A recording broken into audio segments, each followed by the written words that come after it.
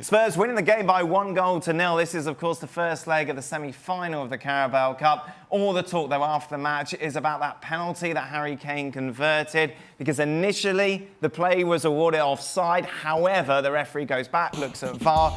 In fact, Harry Kane was on and the penalty awarded. No one's happy. Pochettino came out afterwards saying, I don't like the VAR. Today we get the benefit of it, but after watching the World Cup and another league like La Liga, I see that nobody is happy from day one that they started to use it. To get the benefit is nice, but I'm unhappy to win the game like this. I prefer the technology, but in a different way. Being clear, though, I'm pro-technology because you cannot stop evolution, but we are waiting so long, it is not clear what the rules are. Sarri, by the way, afterwards saying VAR is a disaster, putting out laptop pictures that Harry Kane was indeed offside. It was about 1:30. It was about 90 seconds, wasn't it? About 90 seconds of Maurizio Pochettino's lifespan to get what we think was the right decision. What's wrong with him? Like, everyone, I think, agreed the World Cup, it worked. The World Cup was, I think most of us thought was super exciting because VAR helped. I mean, it had a few kinks in it, but it was great. And he's completely contradicting himself about it. What way does he want it? I mean, he's like, He's talking double silver Dutch. service here. He's talking double Dutch for a start. But you know why it took so long? Because all the Chelsea players were hanging around the referee and wouldn't let him do his job. That's why it took so long. And the fact that he's coming out and saying he wants it and doesn't want it, again, I mean, are you stupid? So are you telling us that you would prefer not to have the right decision? Because that's the only thing I can get from this. If he says he doesn't want VAR, that means you're going to toss it a coin. Sometimes you get it right, sometimes not. Why would you be happy with that? The way I see it is that Mauricio Pochettino started with his statement and then cut himself and said, wait a minute, am I really going to go against technology? Am I really going to take the position that it's better to get the call wrong than it is to get the call right? That doesn't make any sense in the world. And so, of course, then Mauricio Pochettino contradicts himself within 30 seconds and then says, I want technology. Well, VAR may not be perfect, but right now it's the best version of what we have available. Use it correctly, implement it correctly, and then you'll get the decisions correct. That's all we would like to see, the decisions being correct, and that's what happened today. Did you hear a Gab Marcotti sigh during that? Yeah, I thought I heard a Gab Marcotti sigh. I can't wait for this. I heard several.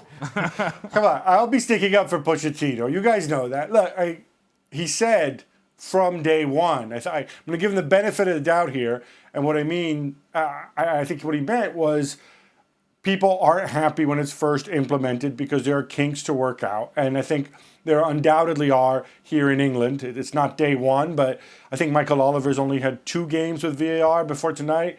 And the guys in the booth as well wouldn't be that experienced. The other thing is, the reason it took so long as well, by the way, is that they had 2 things to check. They had to go and confirm that it was, in fact, a penalty, that there was contact with Kepa, and they had to go and confirm that that Harry Kane was offside or onside. So let's cut the VAR guys a little bit of slack here. No, where are we? We're sticking up for them. I don't know. I know you've been skiing, Gab, but did you get anything in your ears when you were over there? We're sticking up for the VAR and the referee here. It's Pochettino who's complaining about. I mean, if they'd have ruled that as Kane offside and Chelsea had won the game, maybe he'd have came at it from a different angle. I don't know. A minute and a half to his gap, to be fair, to make 2 decisions.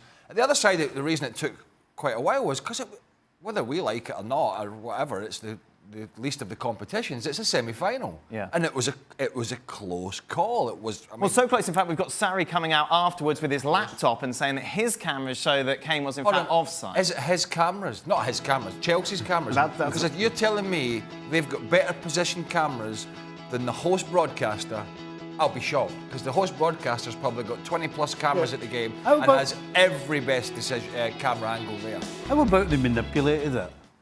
This is the line you're talking Of about. course it is, aye. How about they manipulated it just to show that he's saying what he's saying is correct? What's a lot of nonsense? Gab, what do you make of this Sarri laptop picture that he's been showing the world? All right, look, can we just knock this on the head? Maurizio Sarri does not have his own personal cameras at the ground. He has the exact same cameras that the host broadcaster has. It's not simply down to camera angles. And again, I'm not 100% on how the FA do it, but I can tell you how they did it at the World Cup, how they do it in Italy, how they do it in Portugal, and elsewhere, is they don't just rely on cameras. It's not just a guy watching TV sort of with his remote control, fast forwarding and rewinding. There's a whole bunch of software that comes into it with the calibration of the lines that go across the pitch. They have this sort of 3D imaging as well, or certainly they did at the World Cup. I would assume that that they have this at the FA as well, and then we'll get it in the Premier League next year. So he's looking at the same pictures that the host broadcaster is. It may be that the calibration of his line is different.